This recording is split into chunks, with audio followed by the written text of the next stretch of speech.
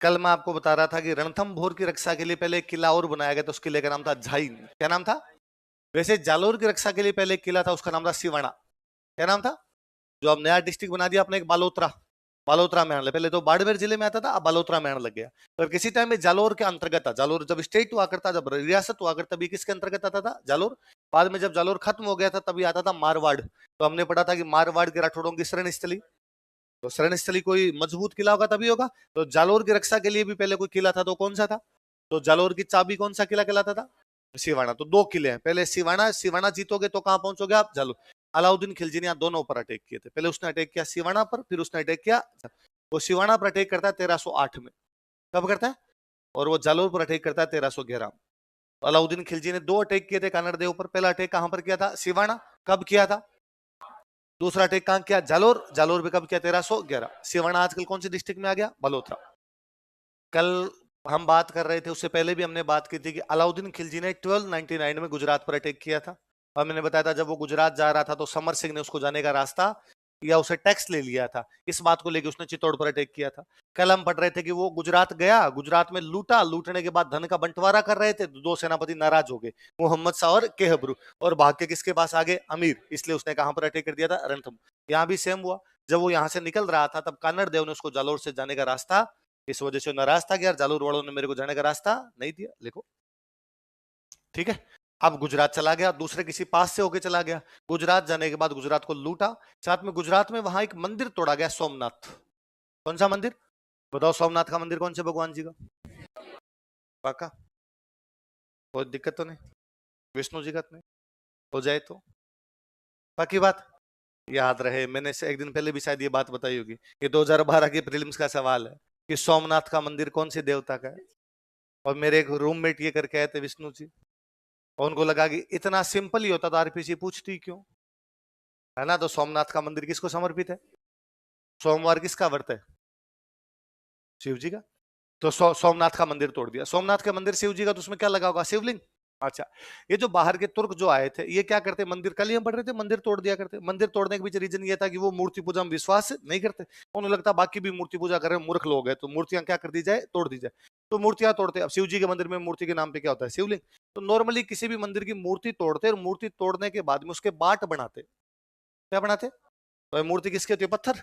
पत्थर की क्या बनाते? बाट। बाट समझते हो? 1 किलो का बाट, 2 किलो का बाट, 5 किलो की बाट बना ली, और कसाईयों में बांट देते। किसमें बांटते? जो बकरे काटते हैं, जो पशु काटते हैं, उन कसाईयों में। उनको कहते तुम ये बाट यूज में लो। अब उससे क्या होता कि भाई एक हाथ में तो उसने मीट ले रखा है, एक हाथ में उसने गणेश जी वाला सूंड का 2 किलो का बाट बना रखा है।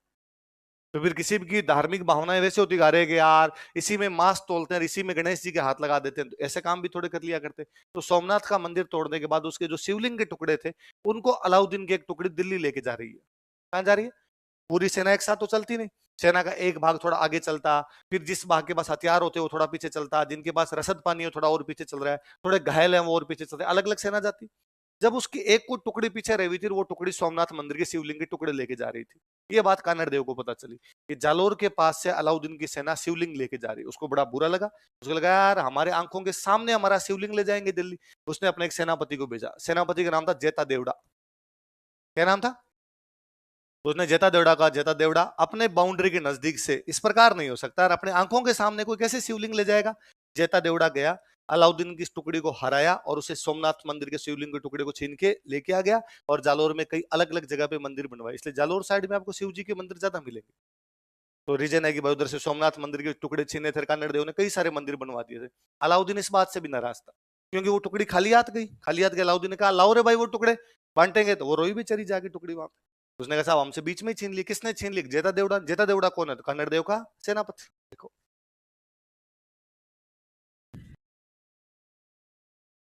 देखो कन्नड़ देव के सेनापति जेता देवड़ा ने, कन्नड़ देव कमांडर जेता देवड़ा,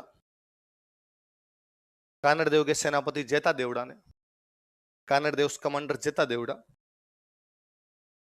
कन्नड़ देव के सेनापति जेता देवड़ा ने अलाउद्दीन की लौटती हुई सेना पर आक्रमण किया। Attack on retreating army of Alauddin. कहां से लौट रही थी? गुजरात। अलाउद्दीन की लौटती हुई सेना पर आक्रमण किया। Attack on returning army of Alauddin, ये लिखना, रिट्रीटिंग तो पीछे हटना होता है वैसे। Attack on returning army of Alauddin. Alauddin की लौटती हुई सेना पर आक्रमण किया। रिटर्निंग आर्मी ऑफ अलाउद्दीन तथा सोमनाथ मंदिर के शिवलिंग के टुकड़े छीन लिए थे। Ancientised pieces of Shivling of Somnath temple तथा सोमनाथ मंदिर के शिवलिंग के टुकड़े छीन लिए थे। Ancientised pieces of Shivling of Somnath temple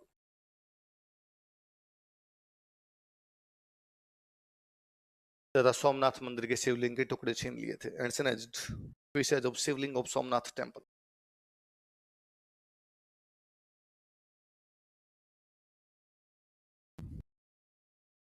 Somnath मंदिर के शिवलिंग के टुकड़े छीन लिए थे। किसने किसने छीन लिए? एक कारण तो अलाउद्दीन साम्राज्य का विस्तार करना चाहता है, एक कारण व्यापारिक मार्ग है, दो जाने का रास्ता नहीं दिया और आते टाइम उससे क्या ले लिए? सोमनाथ मंदिर के शिवलिंग के टुकड़े। एक कारण फरिश्ता बताता, फरिश्ता बताया था मैंने, मुस्लिम इतिहासकार है फरिश्ता। फरिश्ता ये कहता है कि जब वो टुकड़ी दिल्ली पहुंची, अलाउद्दीन ने पूछा कि भाई सोमनाथ मंदिर का शिवलिंग कहां गया? उन्होंने कहा कानड़ देव का सेनापति जेता देवड़ा आक्रमण करता है और हमसे बीच में छीन लेता है। इस बात पर अलाउद्दीन बड़ा नाराज हुआ। अलाउद्दीन के एक सेनापति, अलाउद्दीन ने अपने सेनापति का जालोर पर अटैक करो, कानड़ देव को पकड़ के लेके आओ। वो जो सेनापति था जिसने अटैक किया था उसका नाम था आइनुल मुल्क। क्या नाम था? किसका सेनापति? आइनुल मुल्क। किसका सेनापति है? नाम बोलो, क्या नाम है? क्या नाम है? पाकिस्तान में एक जगह है, यदि नाम सुना हो किसी ने, मुल्तान। वो मुल्तान का रहने वाला था, इसलिए नाम क्या क्या लग गया? क्या लग गया? तो पूरा नाम क्या हो गया? आइनुल मुल्क मुल्तानी। क्या नाम हो गया? कहां का रहने वाला था? मुल्तान। नाम तो क्या उसका? आइनुल मुल्क। क्या नाम है? आइनुल मुल्क। मुल्तान का इसलिए, ये गांव के नाम पीछे लगाना इस प्रकार की फैशन हुआ ही करती थी। मैंने कभी आपको पहले बताया, अलाउद्दीन खिलजी, खिलजी गांव है अफगानिस्तान में, हेलमंद नदी के किनारे एक गांव, उस गांव का नाम है खिलजी। मोइनुद्दीन चिश्ती, चिश्ती गांव है। चिश्ती क्या है? गांव है। तो ये गांव के नाम वाली फैशन बहुत पुरानी हुआ करती थी। मैं कई बार तो क्या, कई चीजें इतनी पॉपुलर हो जाती है, जैसे आपने कभी नाम सुना, हरियाणा में एक सीएम बने ओम प्रकाश चौटाला, है ना? चौटाला गांव है, मैगी सरनेम। पंजाब के एक सीएम बने सुरजीत सिंह बादल, बादल गांव है। भाई मेरे वाला तो फिर भी अपना गांव है, तो अपने यहाँ आसपास जानते हैं लोग। आप कई जो फेमस नाम हो गए अपने नाम लेते हैं। दिलजीत दोसांझ गांव है। सुरजीत बिंद्रखिए गांव है। सिद्धू मूसेवाला गांव है ना? तो ये गांव के नाम। तो वैसे मुल्तान का था, इसलिए क्या हो गया? बंदे का नाम तो क्या उसका? आइनुल मुल्क। मुल्तान का इसलिए तो आइनुल मुल्क मुल्तान। मुल्तान पाकिस्तान में जगह पड़ती है, पाकिस्तान का जो पंजाब उसमें जगह है मुल्तान। अब जाके शैम्पू आए हैं जी, है ना? अपनी मम्मियों ने, अपनी दादियों ने अपने सिल्की सिल्की बाल किससे धोए हैं? मुल्तानी मिट्टी। किसे धोए हैं? गांव में कहते हैं मेट। दो काम आती, एक तो बाल धोने के, एक खाने के। खाते उसको, मम्मियां भी खाती, टाबर भी खाते उसको, खाने की और काम आया करती थी वो। तो खा भी जाया करते उसको। तो मुल्तानी मिट्टी, तो मुल्तान की मिट्टी बहुत फेमस हुई। मुल्तान का कपड़ा बहुत फेमस हुआ, छींट का कपड़ा। छींट आती थी पहले, छींट का कपड़ा। आप राजस्थान के पुराने गाने सुनोगे तो गानों में है, लाइनें हैं कि छींटा में तो छींट भली मुल्तानी रे। छींटों में सबसे अच्छा छींट का कपड़ा कहीं का है, तो कहाँ का है? एक पंजाबी मूवी है नाडू सिंह नाडू खान नाम करके पंजाबी मूवी है, उसका एक गाना है, कभी सुनना। तो उसमें वो दो लड़कियां हैं, एक लड़की पाजे पहन रही है, दूसरे वाली पूछती है इन्नी सोनी झांझरा कित्थों मंगवाई? वो कहती है मुल्तान तो। गाना है पूरा, झांझरा मंगवाइया मैं मुल्तान तो। इसका मतलब झांझरे भी अच्छी कहाँ मिलती है? मिट्टी लेनी हो तो, छींट लेनी हो तो, झांझरें लेनी हो तो, लड़कियों तीनों काम की चीज है तुम। फिर मुल्तान को अपने इसलिए भी याद किया जाना चाहिए कि वीरेंद्र सहवाग ने वहां पर 309 रन बनाए थे। कितने रन बनाए थे? फर्स्ट इंडियन क्रिकेटर जिसने 300 रन बनाए थे वो कौन है? कौन है? वीरेंद्र सहवाग। कितने रन बनाए? कहां पर? इसलिए अखबार में अगले दिन लिखा है मुल्तान का सुल्तान। तो मुल्तान का सुल्तान किसे कहा जाता है? किसे कहा जाता है? उस मैच ने पाकिस्तान के एक बहुत फेमस क्रिकेटर का करियर बर्बाद कर दिया था। वो क्रिकेटर उसके बाद पाकिस्तान में दोबारा कभी नहीं खेला, जबकि अपने समय का महानतम महानतम स्पिनर रहा है सकलेन मुश्ताक। सकलेन मुश्ताक पाकिस्तान का आज दिन तक, और पाकिस्तानी दुनिया के हिस्ट्री का एक बहुत बड़ा स्पिनर रहा है। ये दूसरा और तीसरा और जितनी बॉल है ये सबसे पहले सकलेन मुश्ताक की फेंकी हुई। उसी की इजाद की हुई सारी चीजें। शक्लेन मुश्ताक का उस मैच में करियर ही बर्बाद हो गया। सहवाग कितना डेंजरस खेला होगा उस मैच के अंदर कि उसने अपना शतक पूरा किया था, शोएब अख्तर के छक्का मार किया था टेस्ट मैच में, है ना। टेस्ट मैच के अंदर लोग वनडे में भी शतक, 2020 में भी शतक बनाते हैं ना, तो भी 90 के बाद में टुक टुक करते हैं, एक एक रन ले लूं, एक एक रन ले लूं। भाई इस मामले में डेंजर खेलता था। जब वो 200 पर पहुंचा तो वापस तेंदुलकर था सामने नॉन स्ट्राइक पर, उसने तेंदुलकर को कहा कि मैं छक्का मार के दो रन तक पूरा करूंगा। तो तेंदुलकर ने उसको कहा कि जस्ट पिछले मैच में ऑस्ट्रेलिया के खिलाफ तू 195 पर आउट हुआ था, पता है क्यों? क्योंकि तू छक्का मारना चाहता था और बाउंड्री पे कैच आउट हो गया था। हम तो 150 पार कर लेते हैं तो टुक टुक करते हैं, तू 195 पे खड़ा है, सिंगल सिंगल ले ले वरना मैं बैट मारूंगा तेरे। तो सहवाग कहता है कि मैंने सिंगल सिंगल लेके 2 रन तक पूरा किया, अब मैं आ गया 13 शतक पे। वापस सामने तेंदुलकर खड़ा है, मैंने तेंदुलकर को वापस कहा मैं छक्का मारूंगा। तेंदुलकर ना दिमाग खराब है, तू पहला इंडियन है जो 300 बनाएगा, आज तक कोई इंडियन 300 तक पहुंच ही नहीं पाया। आज दिन तक का इंडिया का हाईएस्ट स्कोर लक्ष्मण का है 281, और तू यार 295 96 पे खड़ा है और तू कह रहा छक्का मारूंगा। उसने कहा अब देखो मैं 295 पे आउट भी हो गया तो भी सबसे बड़ा इंडियन, सबसे अधिक स्कोर वाला इंडियन तो मैं ही होऊंगा, पर मैं छक्का मारूं। तेंदुलकर ने कहा नहीं तू छक्का नहीं मार सकता, मैं खड़ा हूं, मैं आदेश दे रहा हूं, तेरा सीनियर प्लेयर, तू छक्का नहीं मारेगा। तो उसने कहा एक शर्त है, यदि अगले ओवर में शक्लेन मुश्ताक आया तो मारूंगा, शक्लेन मुश्ताक नहीं आया तो नहीं। आप प्लेयर का वो देखो कितना खतरनाक है, वो कह के मारता है कि मतलब ये बॉलर आएगा तो मैं छक्का मार दूंगा। आप इंटरनेशनल क्रिकेट खेल रहे हो, किसी बॉलर की सरेआम में धज्जियां उड़ा रहे हो, इसको लगाओ मैं मार देता हूं। और पाकिस्तान की किस्मत फूटी, शक्लेन मुश्ताक को लगा दिया उन्होंने, उसने मार दिया छक्का, छक्का मार गया। शक्लेन मुश्ताक को उसके बाद पाकिस्तान वालों ने कभी नहीं खिलाया। श्रीलंका में एक स्पिनर था अजंता मेंडिस, उसकी बॉल दुनिया में किसी की समझ नहीं आती। सहवाग उसको इतना भयंकर मारता था, मतलब यूं है कि इंडिया ने पूरे ने श्रीलंका के खिलाफ स्कोर बनाया 199, पूरी इंडिया की टीम कितने पर आउट हो गई 199। सहवाग का शतक है 199 के अंदर, सहवाग का शतक है, तो बाकी होंगे 10 5 15 20, अजंता मेंडिस के विकेट की 6, और अजंता मेंडिस के खिलाफ सहवाग का कि सहवाग ने उसकी बॉलिंग के लिए 30 तो रन बनाए 35, मतलब स्ट्राइक रेट ज्यादा ही कम है। पाकिस्तान का एक और स्पिनर था दानिश कनेरिया, शक्लेन मुश्ताक के बाद उनका एक स्पिनर आया था दानिश कनेरिया। विशाखापट्टनम में कहां पर एक मैच था, इंजमाम उल हक कैप्टन, दानिश कनेरिया बॉलिंग करे। तो टेस्ट मैच में क्या होता है, कभी आप टेस्ट मैच देखो तो नोटिस भी करना, स्पिनर जो होते हैं वो लेग स्टंप पर बॉलिंग करना शुरू कर देते हैं, कि लेग स्टंप से बॉल अंदर अंदर की तरफ आनी शुरू हो जाती है। तो उसमें क्या होता है, आपके पास दो तरीके हैं, या तो आप खड़े हो और बाहर निकल के मारोगे, बाहर निकल के मारोगे तो स्टंप होने के चांस भी है, और बाउंड्री पर मिड ऑन और मिड ऑफ पर आउट होने के चांस भी है। और ये आप डिफेंस करोगे, डिफेंस में ये हो सकता है कि एक भी बॉल चूक गई और पेड पे लग गई तो आप एलबीडब्ल्यू हो जाओगे। अब वो उधर से मत, तो उसको कहते हैं कि पैर बांध दिए, कि पैर आपके चलने ही नहीं दे रहा, वो पैर बांध के रख दिया आपने। अब दानिश कनेरिया लगातार ओवर फेंके, उधर लेग साइड से बॉल, उधर से इधर, इधर से इधर।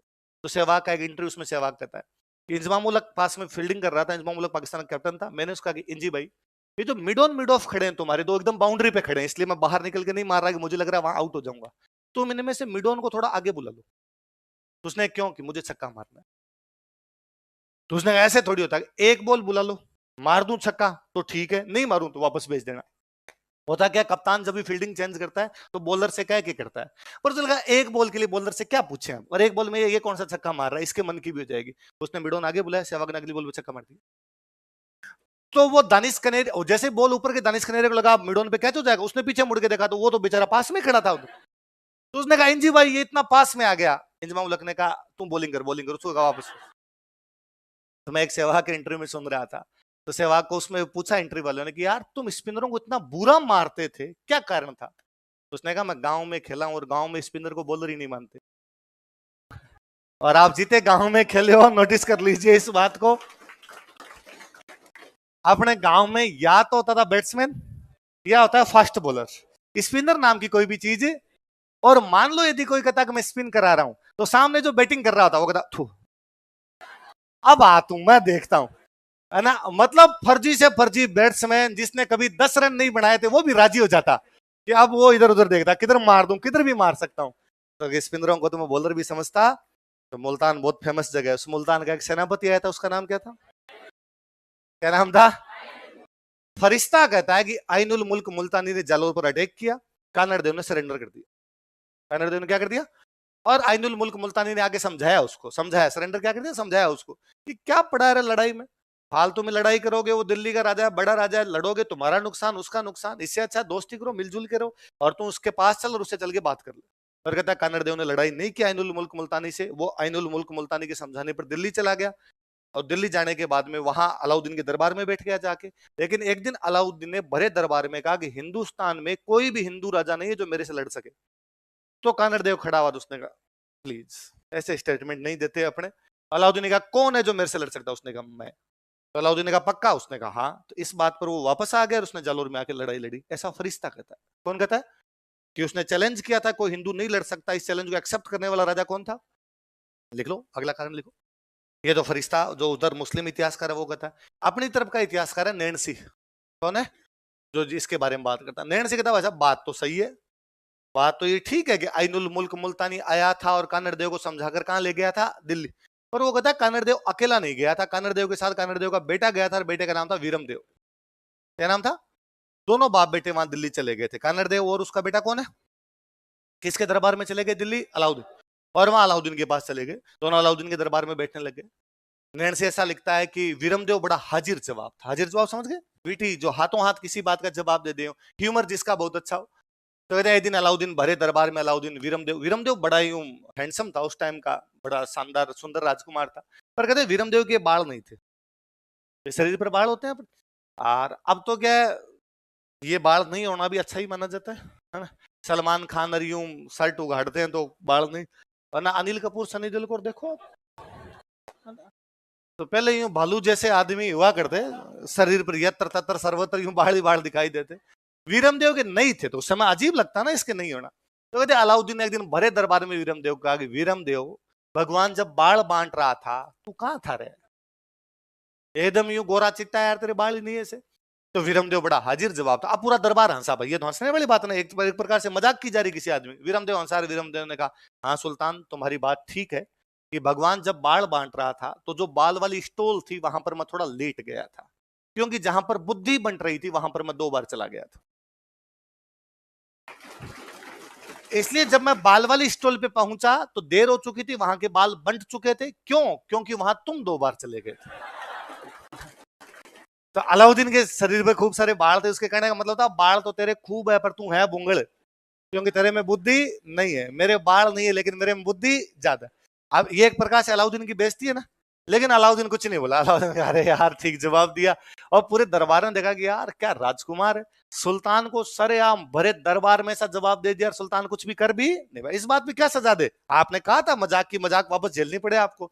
अब ये चर्चाएं पूरी दिल्ली के अंदर होने लग गई कि यार बड़ा सुंदर राजकुमार एक जालोर का, इतना अच्छा दिखता है, सुंदर है, युद्ध में भी अच्छा है, बहुत अच्छा शिकार करता है, बहुत अच्छा जवाब देता है। अलाउद्दीन को भरे दरबार में ऐसा कह दिया था। ये सब बातें अलाउद्दीन की एक राजकुमारी के पास पहुंची, फिरोजा। क्या नाम था?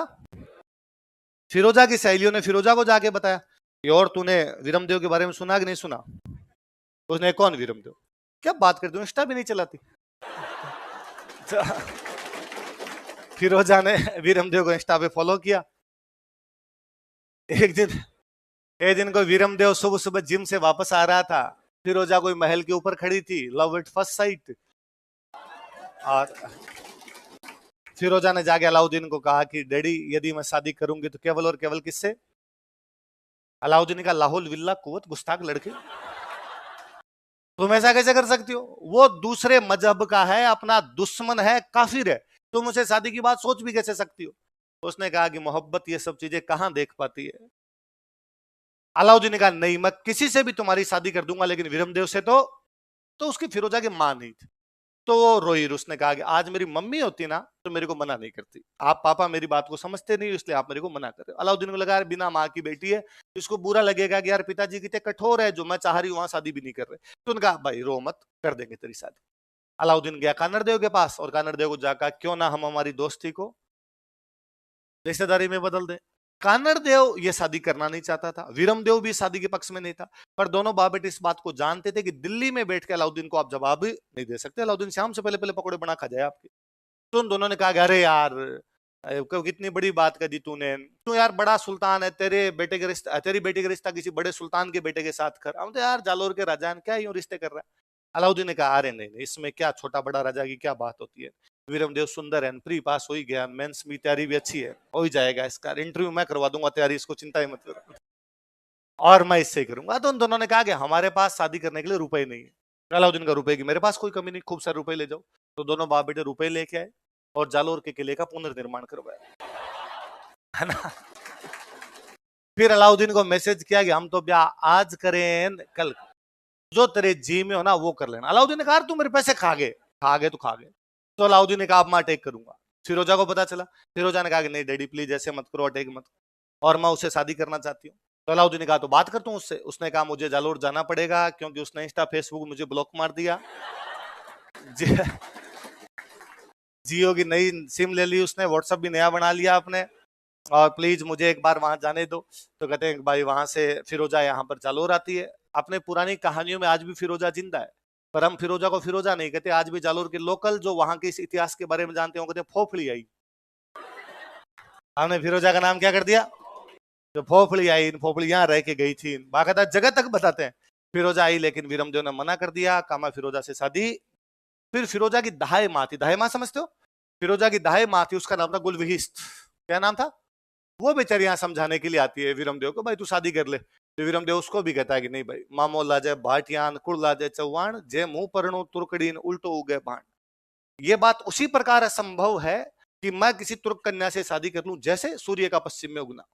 ना तो सूर्य कभी पश्चिम में उग सकता है, ना वीरमदेव किसी तुर्क कन्या से शादी कर सकता है। तो उसने शादी करने से मना कर दिया। अब अलाउद्दीन के पास और कोई चारा नहीं था।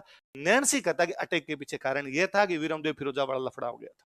देखो कब किया 1300, लाइन चेंज कर लिखो, सिवाना को जालोर की चाबी कहा जाता था। अब देखो दोनों बातें, अलाउद्दीन को जालोर जीतना है तो क्या जीतना पड़ेगा, सेम कान्नड़ देव को जालोर बचाना है तो क्या बचाना पड़ेगा, तो शिवाना की रक्षा करनी जरूरी है। तो कान्नड़ देव ने अपने दो भतीजे भेजे कि तुम जाके इसको संभालो। दो भतीजे थे, एक का नाम था सातल और एक का नाम था सोम। क्या क्या नाम थे, सातल देव सोनगरा और सोमदेव सोनगरा, किसके भतीजे। तो जालोर का किला किसको दे रखा है कान्नड़ देव ने, देखो। वो कहते हैं भाई अलाउद्दीन बाहर आके बैठ गया, अंदर जाने का रास्ता नहीं था। फिर उसने एक सैनिक को पटाया, यदि तू मुझे अंदर जाने का रास्ता बता देगा तो मैं तेरे को पैसे दूंगा, धन दूंगा, राजा बना दूंगा। एक बहेल सैनिक था, कौन सैनिक था, वो बहेल सैनिक इनके साथ विश्वासघात करता है। लिखो अलाउद्दीन ने सिवाना पर अधिकार कर लिया, अलाउद्दीन कैप्चर्ड सिवाना।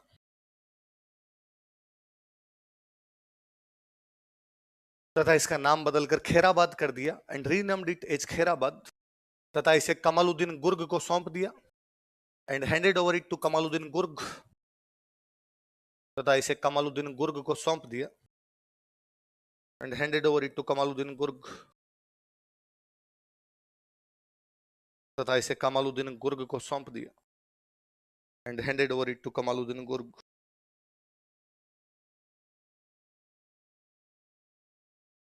किसको सौंप दिया, कमालुद्दीन गुर्ग को सौंप दिया and handed over it to Kamaluddin Gurg. तुर्कों का एक सेनापति युद्ध में लड़ता हुआ मारा गया था, उसका नाम था नाहर खां। क्या नाम था, जैसे रणथंभौर में मारा गया था नुसरत खान, यहां पर कौन मारा गया था, लिखो शुरू की। सांचौर में एक महावीर मंदिर था। सांचौर में कौन सा मंदिर था, तुर्क मंदिर तोड़ दिया करते, तो तुर्कों ने सांचौर का कौन सा मंदिर तोड़ दिया। जैसे अपने अजमेर में सरस्वती कंठाभरण पाठशाला थी, उसी प्रकार उसमें खूब सारी पाठशाला एक शहर में थी, उस शहर का नाम था भीनमाल। क्या नाम था, आप मान लीजिए भीनमाल उस टाइम का अपना विद्या का केंद्र ही था, उस समय का कोटा था। आज कोटा है, भारत के तमाम अलग अलग जगह से मेडिकल इंजीनियरिंग की पढ़ाई करनी है तो लोगों को कहाँ आना पड़ेगा, कोटा आना पड़ेगा। उस समय लोग राजस्थान के आसपास के लोग पढ़ने के लिए कहाँ आते थे, तो भीनमाल यूनिवर्सिटी थी उस टाइम की अपने, और उन्होंने वो सारे के सारे स्कूल्स वहां पर तोड़ दिए थे। देखो कान्नड़ देव को बड़ा बुरा लगा, कान्नड़ देव को लगा अरे यार तुम लोगों ने सिवाना पर कब्जा कर लिया, इसका मतलब ये थोड़ी हमारी स्कूलें तोड़ दोगे और हमारे मंदिर तोड़ दोगे। कान्नड़ देव वहां से बाहर निकलता है और जालोर में जो बदमाशी करते हुए तुर्क घूम रहे थे उनको वहां से जालोर से बाहर निकालता है। नागौर में अपने को एक जगह पड़ती थी मालकाना, कौन सी जगह थी, लिखो मालकाना का, नागौर में जगह, बैटल ऑफ मालकाना। तथा तुर्क सेनापति शम्स खान को गिरफ्तार कर लिया and arrested Turk commander Shams Khan. अब अलाउद्दीन के पास समाचार पहुंचा कि भाई अपने जो तुर्क घूम रहे हैं, सिवाना का किला तो अपने पास है लेकिन बाहर जालोर में घूम रहे हैं, कान्नड़ देव उनको हरा रहा है, और कान्नड़ देव ने अपने सेनापति को गिरफ्तार कर लिया। कौन से को, तो कान्नड़ देव वापस अटैक करता है, इस बार अटैक करता है जालोर। कहां पर करता है, अगला लिखो, कान्नड़ देव का जालोर पर आक्रमण, अगली हेडिंग डालो, सॉरी अलाउद्दीन का जालोर पर आक्रमण। अलाउद्दीन को दिल्ली समाचार मिला, अलाउद्दीन का जालोर पर आक्रमण। Alauddin steak on Jalore. वो जालोर आके बैठ गया, अंदर जाने का फिर कोई रास्ता नहीं। इस बार उसने फिर एक आदमी को पटाया। उस बंदे का नाम था बिक्का दैया। क्या नाम था? उसने बिक्का दैया कहा कि यदि तू मुझे अंदर जाने का रास्ता बता देगा तो मैं तेरे को धन दूंगा, और जब कानड़ देव और वीरम देव दोनों लड़ते हुए मारे जाएंगे तो मैं तेरे को जालोर का क्या बना दूंगा? राजा। बिक्का दैया उसके चक्कर में आ गया। बिक्का दैया ने कहा मैं तुझे अंदर जाने का रास्ता बता सकता हूँ। तो बता। तो उसने कहा इस किले की दीवार एक साइड से कच्ची है, और तू यदि कच्ची वाली दीवार तोड़ दे, भाई दीवार पक्की तो टूटेगी नहीं, कैसे टूट के अंदर घुसोगे? कच्ची वाली दीवार टूट सकती है, वो यदि दीवार तुम तोड़ दो तो पूरी दीवार टूट जाएगी, अंदर घुस जाना, अंदर सेना कम है उनको मार देना, मार के कब्जा कर लेना। तो अलाउद्दीन ने कहा कहां से कच्ची? उसने कहा ये तो नहीं पता मुझे। तो अलाउद्दीन ने कहा इतने बड़े किले का कैसे पता लगाएं फिर दीवार कहां से कच्ची है? तो उसने कहा एक मैं तरीका बताता हूँ। राई होती है, राई, राई का बीज होता है, सरसों जैसा बीज होता है राई। तो उसने कहा राई का जो बीज होता है ना, उस बीज की एक खासियत है, यदि वो रात को जमीन में डाल दिया जाए तो सुबह तक वहां से जमीन में दरारें आ जाएगी, जमीन फटने लग जाएगी वहां से, वो बहुत जल्दी अंकुरित होता है वहां से। इसलिए इसके चारों तरफ राई का बीज डाल दिया जाए, जहां से जमीन फटेगी इसका मतलब वहां से जमीन क्या है? कच्ची। इसका मतलब साइड वाली दीवार भी क्या है? कच्ची। तो तुम ये कर सकते हो। तो उसने कहा ठीक है। अब उसने आसपास घोषणा करवाई कि जिसके पास जितनी राई हो लेके आओ। आप जैसे खूब सारे शमशेर बहादुर थे, राई के बोरे भर भर के लेके आए, और आका ये ले राई। और अलाउद्दीन ने मुंह मांगे दामों में खरीदी कि हाँ भाई कितने में बेच रहा है? 10 रुपए किलो। कितने बेच रहा है? 20 रुपए किलो। खरीद लो। और चारों तरफ राई डलवा दी। जहां से राई फूट गई इसका मतलब वो जमीन कच्ची है, उसने उधर की दीवार तोड़ दी थी। एक मेरे जैसा कोई महाआलसी आदमी था, वो सुबह राई लेके आया, और मैंने कहा मैं भी अलाउद्दीन राई लेके आऊं। हाँ भाई तोलो इसकी राई। क्या भाव दी? मैंने कहा 100 रुपए किलो। उसने कहा नहीं, 2 रुपए किलो में तोल लो। मैंने कहा रात तो तुम 50 रुपए किलो और 100 रुपए किलो और 20 रुपए किलो वैसे ले रहे थे। अलाउद्दीन ने कहा राई रा भाव राते गया। राई रा भाव, राई के भाव तो कब चले गए? 2 सवाल। कोई आपसे पूछेगी कि राजस्थान का कौन सा किला राई के भाव बिक गया था? जालोर का किला। कौन सा किला? कोई पूछेगी इस कहावत का क्या अर्थ है कि राई रा भाव राते गया, काम का हो जाना। कोई काम हो जाता है उसके बाद आप पहुंचते हो तो अगला क्या कहेगा आपको? राई रा भाव। आरएस का फॉर्म निकले, आरएस का फॉर्म भरने की अंतिम तिथि थी मान लो 30 दिसंबर या 31 दिसंबर, आप 3 जनवरी को उसके पास गए तो वो आपको दुकानदार कहेगा राई रा भाव, है ना? आपकी क्लास होनी थी 1 बजे से 7 बजे तक, आप 8 बजे आएगी सर क्लास लो, मैं कह सकता हूं आपको राई रा भाव। जो काम हो जाता है उसके बाद जब हम पहुंचते हैं उस मुहावरे को क्या कहा जाता है राजस्थानी में? राई रा भाव। राई के भाव तो कब चले गए? रात को चले गए। तो राजस्थान का कौन सा किले के बारे में कहा जाता है कि वो राई के भाव बिक गया? और वो रास्ता बताने वाला बंदा कौन था? कौन था?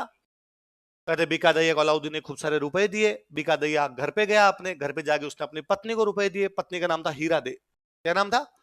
उसने हीरा दे को जाकर, हीरा दे क्या पैसे पैसे करती है, पैसे के लगा दूं, ये पकड़ पैसे। तो उसने कहा रुक रुक रुक, तू लाया कहां से? तू एक फौजी है, इतने रुपए कहां से आए तेरे पास? कोई लॉटरी लगी, कोई रम्मी खेल ली तूने ऑनलाइन, कोई एमपीएल भी टीम बनाई तूने, क्या किया था? ये रुपए कहां से लाया? ड्रीम 11 भी टीम लगी तेरी? तो उसने कहा तेरे को आम खाने, गुठलियां गिननी, रुपए चाहिए तो रुपए ले, गहने बनवा, तेरे को कपड़े खरीदने कपड़े खरीद। तो उसने कहा नहीं नहीं, पहले मुझे बता कहां से लेके। और बिका दैया ने कहा और किसी को मत बताना, ये रुपए मेरे को अलाउद्दीन ने दिए हैं, क्योंकि मैंने अलाउद्दीन को किले के अंदर आने का रास्ता बता दिया। अब अलाउद्दीन अंदर आके कानड़ देव वीरम देव दोनों को मार देगा, फिर मुझे बनाएगा राजा, मैं राजा बनूंगा तो तू बनेगी, मजे है थोड़े दिन में अपने दोनों। और वो तो दारू पिया आता तो पड़ गया। और हीरा दे को लगा कि लिचड़ मेरा पति है, ये विश्वासघाती देशद्रोही नमक हरामी जो देश को बेच आया, ये मेरा पति है। और उसे लगा कि ऐसे पति से तो अच्छा है पति हो ही ना, तुमने मार दिया। तो बिका दैया को कौन मार देती है? कौन मार देती है? तो मैं हमेशा कहता हूं कि राजस्थान वीरों की धरती है, पर उससे भी अधिक वो क्या है? हमारे यहाँ की महिलाएं बेहद मजबूत थी, इसलिए पुरुष स्वभावतः मजबूत हो। दुनिया का, मैं हमेशा कहता हूं कि किसी भी समाज को यदि देखना है तो वहां का साहित्य पढ़िए, है ना? एक हिंदी का स्टेटमेंट है कि साहित्य समाज का दर्पण है।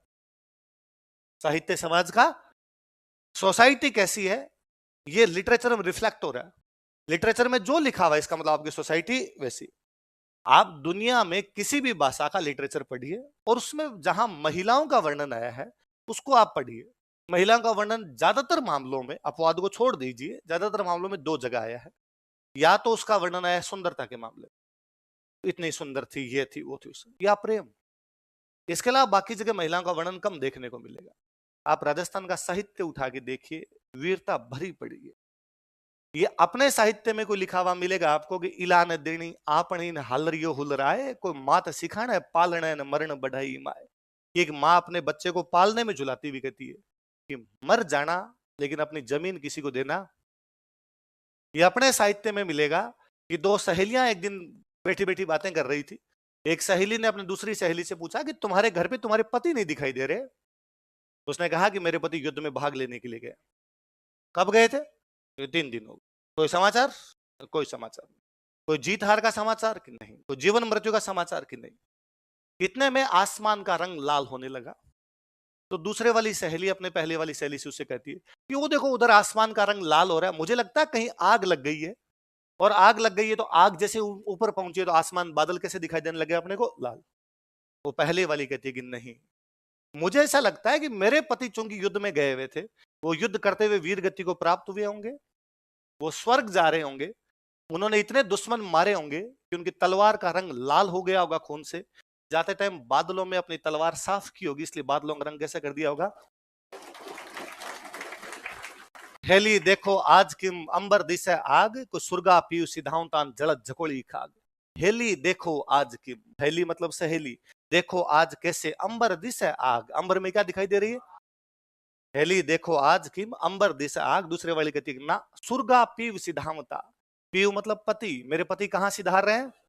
जलद झकोली खाग, खाग मतलब तलवार, झकोली मतलब झकोड़ना। पानी में कोई चीज यूं करते हैं उसको राजस्थानी में कहते हैं झकोड़ना। जलद मतलब बादल, बादलों में मेरे पति ने अपनी तलवार को झंझोड़ा होगा, उसके अंदर उसको साफ किया होगा, इसलिए बादलों का रंग कैसा कर दिया होगा। यह वर्णन आपको केवल राजस्थान में मिलेगा। आपको अपने यहां पर कोई मिलेगा कि सूत मरियो हित देश मन हरख्यो बंधु समाज, माने हरखी जलम देन जतरी हरखी आज। सूत मतलब बेटा, सूत मतलब सूत मरियो हित देश में, बेटा देश के हित में मर गया। हरख्यो बंधु समाज, हरख्या मतलब राजी होना। जो पूरा समाज था वो इस बात पे गर्व फील करता, हरखना मतलब प्राउड फील करना, प्राउड फील करता है कि हमारा समाज का एक अंग था, उसकी मौत स्वाभाविक नहीं हुई है, उसकी मौत देश की रक्षा करते हुए, शहीद पर हम प्राउड फील करते हैं। माँ ने हरखी जलम दे जतरी हरखी आज।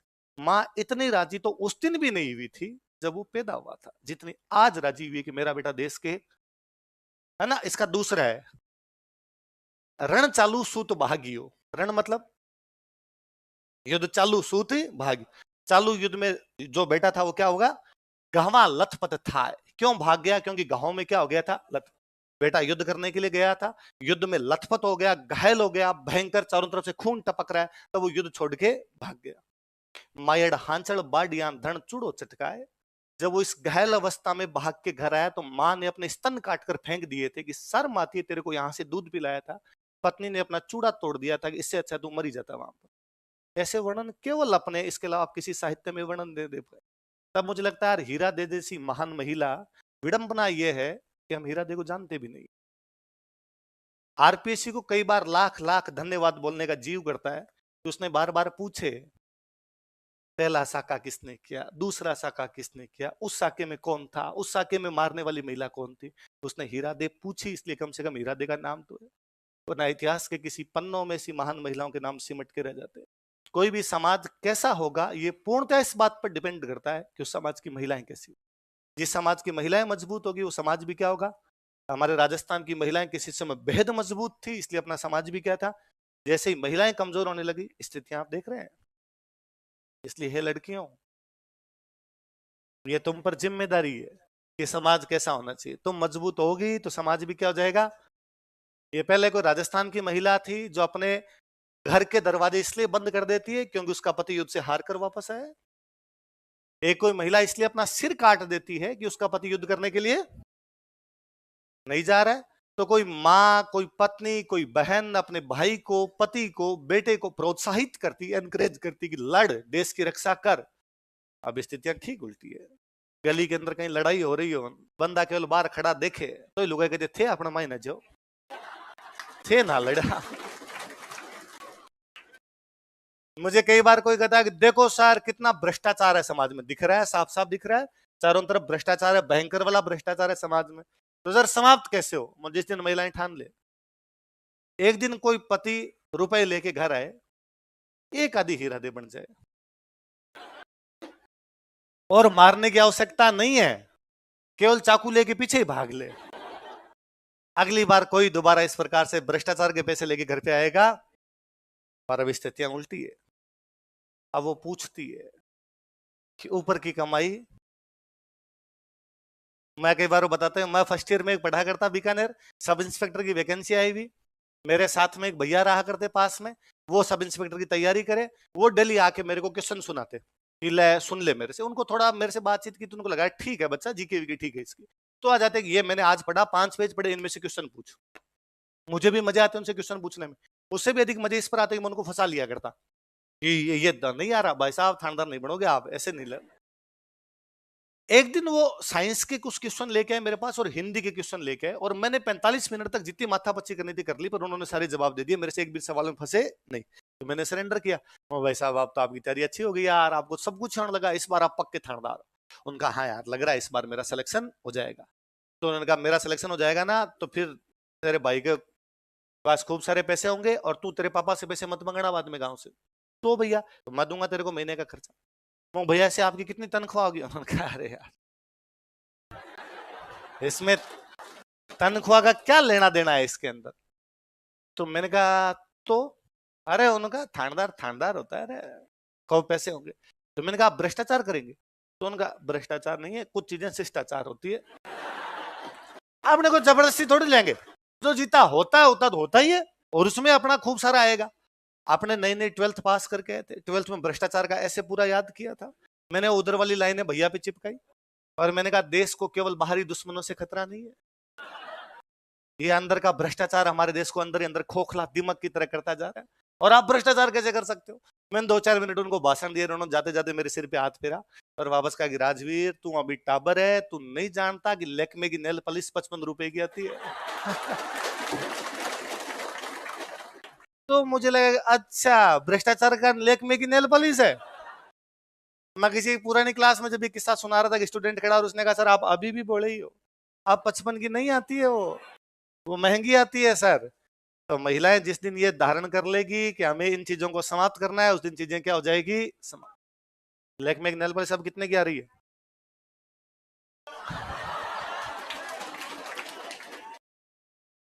अभी तक अपने को आवश्यकता पड़ेगी तब देख लेंगे बाद।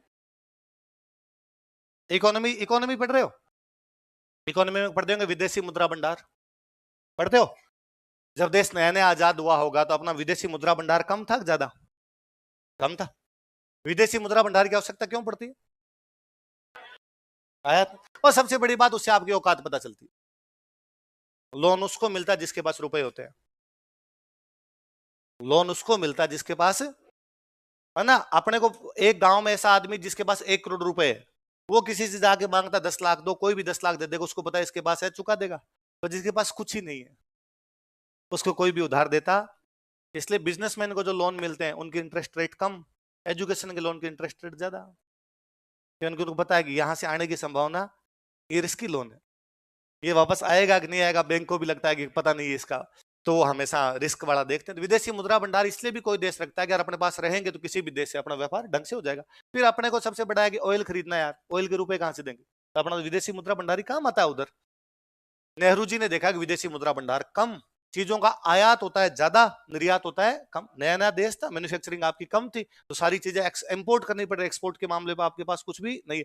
अब जितना एक्सपोर्ट ज्यादा उतना विदेशी मुद्रा भंडार ज्यादा जाएगा बाहर, इंपोर्ट ज्यादा होगा उतना ही बाहर ज्यादा जाएगा, आयात ज्यादा हो रहा है। तो नेहरू जी ने चेक किया कि यार कहाँ इंपोर्ट ज्यादा कर रहे हैं, तो पता चला कि अपने ये जो क्रीम पाउडर ये जो चीजें हैं इन पे ज्यादा हो रहा है, कॉस्ट्यूम कॉस्मेटिक आइटम जो भी है इन पे अपना क्या हो रहा है ज्यादा। तो नेहरू जी ने, भारत के बहुत बड़े बिजनेसमैन थे टाटा, रतन टाटा के जो फोर फादर है, उनको बुलाया, उनको बुलाकर ये कम से कम ये पाउडर क्रीम तो खुद बना ले, तो ये तो बाहर से नहीं मंगाना पड़े। तो टाटा ने एक ब्रांड लॉन्च किया, इस ये आपके सौंदर्य का एक ब्रांड, ब्यूटी का, ब्यूटी प्रोडक्ट्स का एक ब्रांड लॉन्च किया, लक्ष्मी, इस नाम से। हमारे प्रोडक्ट्स जब यदि आप लगाओगे, जितनी सुंदर माँ लक्ष्मी है, गॉडेस लक्ष्मी है, उतने सुंदर आप हो जाओगे। लक्ष्मी ब्रांड भारत के अंदर खूब हिट हुआ।